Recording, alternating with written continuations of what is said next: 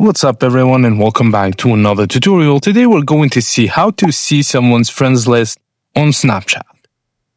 Firstly, open Snapchat and tap the Add Friends icon. Scroll through the quick add list to see people they might know or are connected with. You can tap Add if you recognize anyone you know. Just a quick tip, quick add suggestions are based on mutual friends and contacts. Also, you can try to use Snapchat's Family Center. Just open Snapchat and tap on your profile. Tap the cogwheel icon to access settings, then scroll down to Family Center under Privacy Control. Select your child's account and tap Send Invitation. Have your child accept it and go back to Family Center, then Friends to see their connections. Just note that this only works for accounts under 18 and requires explicit permission from the child.